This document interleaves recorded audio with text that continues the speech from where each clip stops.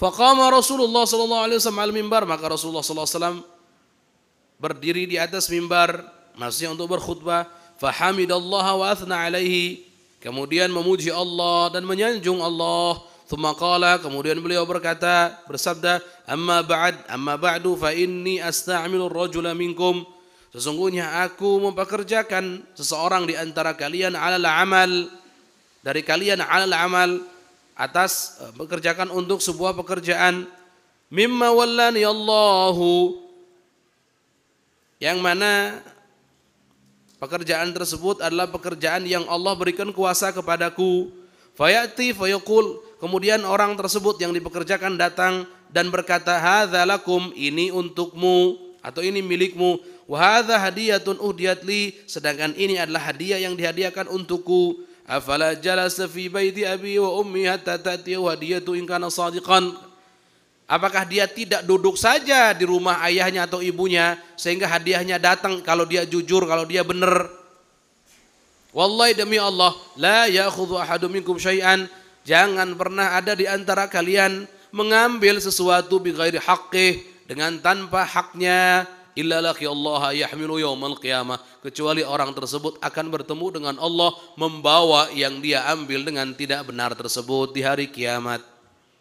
Fala a'rifanna ahadan minkum, sungguh aku benar-benar tahu, ini yang diperlihatkan oleh Allah.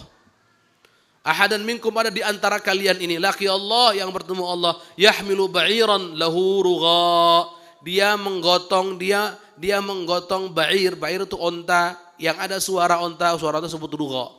Au baqaratan laha akhwar, atau dia menggotong baqarah, sapi, laha akhwar, yang punya suara, yang mengeluarkan suara sapi. Au syatan tay'ar, atau dia membawa kambing yang mengembik, suara kambing. Tsumma rafa'a yadayhi, kemudian bagian Nabi mengangkat kedua tangannya, hatta ru'ya bayadu ibtai, sampai saking tingginya bagian Nabi mengangkat tangan terlihat putih ketiaknya. Nanti kami jelaskan ini. Faqal, maka bagian Nabi berkata, Allahumma ya Allah, hal ballaghtu, bukankah aku telah menyampaikan ya Allah?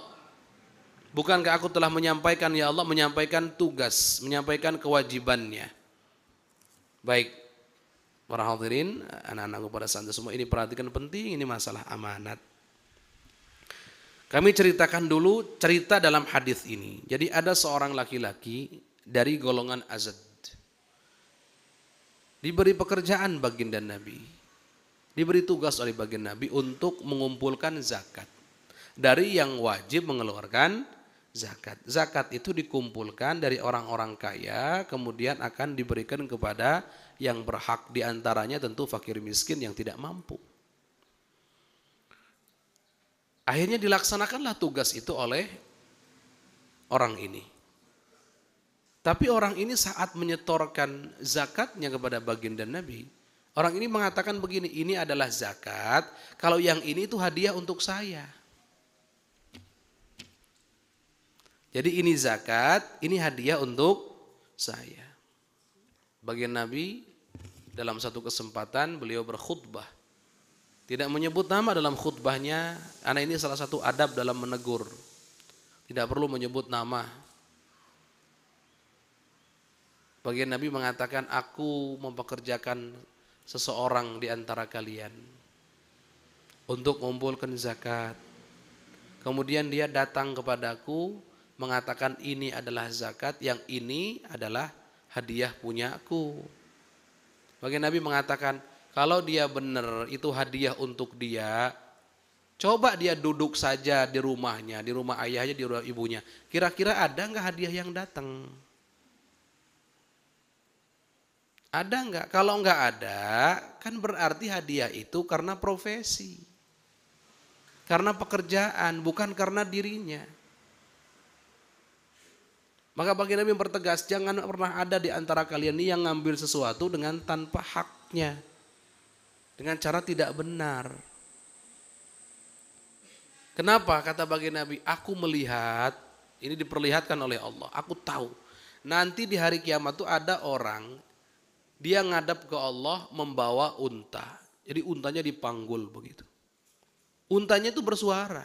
Kenapa? Karena yang dia zalimi dulu waktu di dunia adalah unta. Maksudnya orang yang punya unta. Dia menzalimi mengambil untanya orang lain.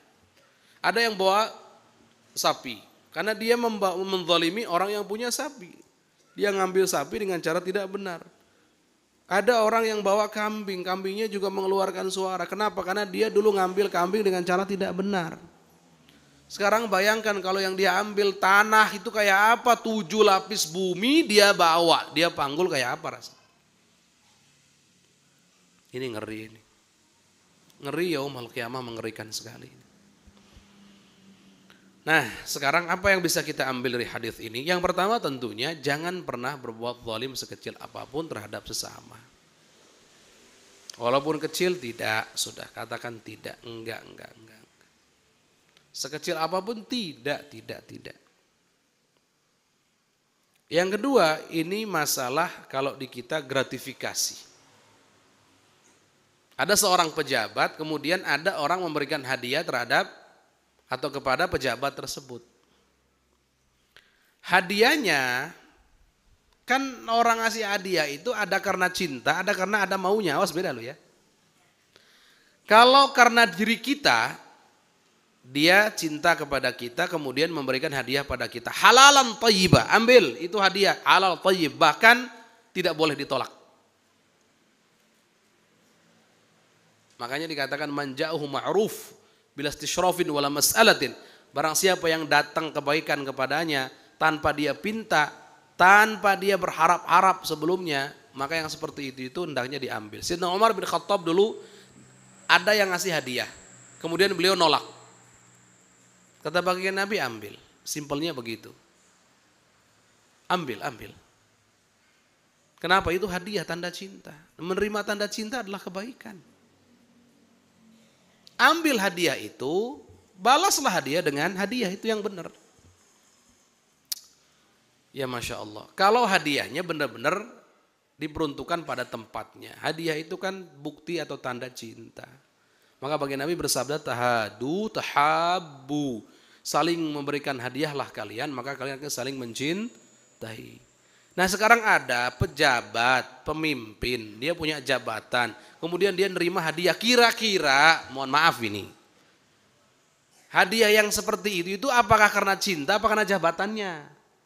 Kalau karena jabatannya haram diterima, jadi bukan hanya di kita itu gratifikasi nggak boleh, itu dalam syariat Islam ya nggak boleh. Kemudian para ulama membahas, terus kalau ada yang ngasih hadiah begitu gimana? Kembalikan ke Baitul Mal, kata para ulama. Kalau kita balikan ke negara, kalau pejabat-pejabat itu kasihkan ke negara.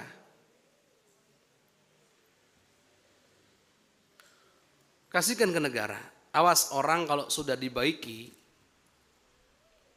dan merasa dia punya hutang budi pada orang lain, maka orang tersebut akan susah biasanya untuk adil. Untuk berbuat adil itu akan susah. Kecuali orang-orang yang Allah jaga, memang hatinya lurus terus itu berbeda. Nah ini, yang seperti ini pun juga adalah kezaliman. Enggak, jangan diambil. Bukan untuk. Kecuali teman dekat kita, memang satu perjuangan dengan kita.